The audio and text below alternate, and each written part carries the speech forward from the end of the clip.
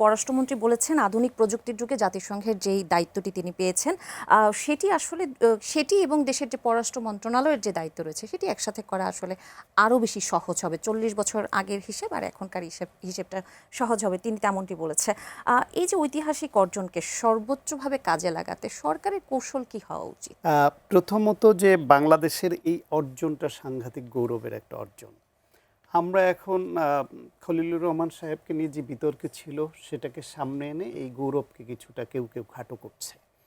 যদি খলিলুর রহমান সাহেব হেরে যেতেন তাহলে এটা বিশাল ব্যাপার হতো যে আমরা সাইপ্রাসের মতো দলের সঙ্গে হেরে গেলাম, এতটা বেজ্জতি, এতটা নিচে আমাদের অবস্থান নেমে গেল, আমরা পারলাম না। কিন্তু 3 মাস হয়েছে এই সরকারের, মানে 100 দিন পূর্তি হলো, 3.5 মাস হয়েছে এই সরকারের। 3.5 মাসের মধ্যে নতুন একটা সরকার এসে তারা আন্তর্জাতিকভাবে এই কূটনীতি চালিয়ে এইখানে বিজয়ী হওয়া, এটা চারটিখানি কথা নয়।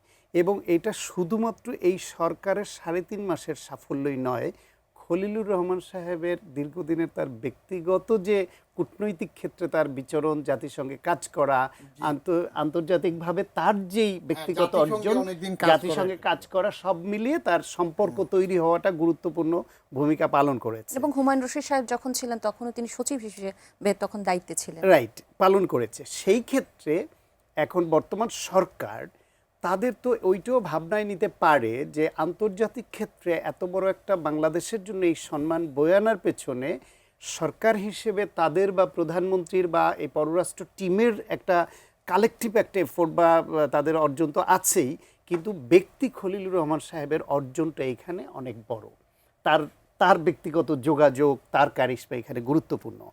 এখন যদি বাংলাদেশে পররাষ্ট্র ক্ষেত্রে যেটা বাংলাদেশ সরকারের প্রায়োরিটি, সেই প্রায়োরিটিতে যদি সরকার মনে করে যে টিম লিডার হিসেবে তিনি পদে থেকেও তিনি গাইডলাইন দিয়ে, তিনি যোগাযোগ করিয়ে দিয়ে, বা যেখানে তার নিজের ইনভলভ হওয়া দরকার সেটা করে তার টিম দিয়ে বাংলাদেশের জন্য কূটনৈতিক ক্ষেত্রে যে অর্জন সেটা তিনি জাতিসংঘের ওই পদে থেকেও পারবেন, বা তার থেকে বেটার ওয়েল কানেক্টিভিটি আছে এরকম কোনো পররাষ্ট্রমন্ত্রী অন্য কাউকে বিবেচনায় না নেন, মনে না করেন যে আছে, সেই পর্যন্ত তাকে সরকার রাখতে পারে। এটা সরকারের একান্ত নিজস্ব বিবেচনা এবং তাদের হিসাব নিকাশ।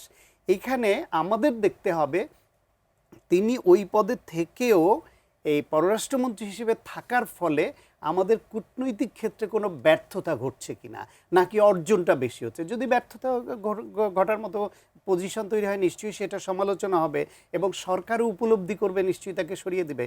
আবার এমনও হতে পারে যে তিনি ওইখানে বাংলাদেশ সরকারের প্রতিনিধি হিসেবে, জাতিসংঘের সভাপতি মানি হচ্ছে সাধারণ পরিষদের, তিনি পররাষ্ট্রমন্ত্রী না থাকলেও যা যা দায়িত্ব পালন করার সব তো করবেনই, পাশাপাশি আরেকজন যোগ্য পররাষ্ট্রমন্ত্রী যদি আমি নিয়োগ করি তাহলে আমার আরও বেশি দেশের জন্য কাজ করতে পারবেন দুজন মিলে, সেই বিবেচনা করতে পারে। সুতরাং পররাষ্ট্রমন্ত্রী যিনি সাধারণ পরিষদের সভাপতি হয়েছেন তিনি তার আকাঙ্ক্ষা ব্যক্ত করেছেন, তিনি উদাহরণ হিসেবে হুমায়ুন রশিদ চৌধুরীকে সামনে এনেছেন। এটাও সত্য যে হুমায়ুন রশিদ চৌধুরীর সময় ইন্টারনেটের যুগ ছিল না বলে আসলেই অনেক কিছু যোগাযোগ রক্ষা করা এবং 1-2টা প্রতিষ্ঠানের নেতৃত্ব দেওয়া কঠিন ছিল 40 বছর আগে, তাও তিনি করেছেন।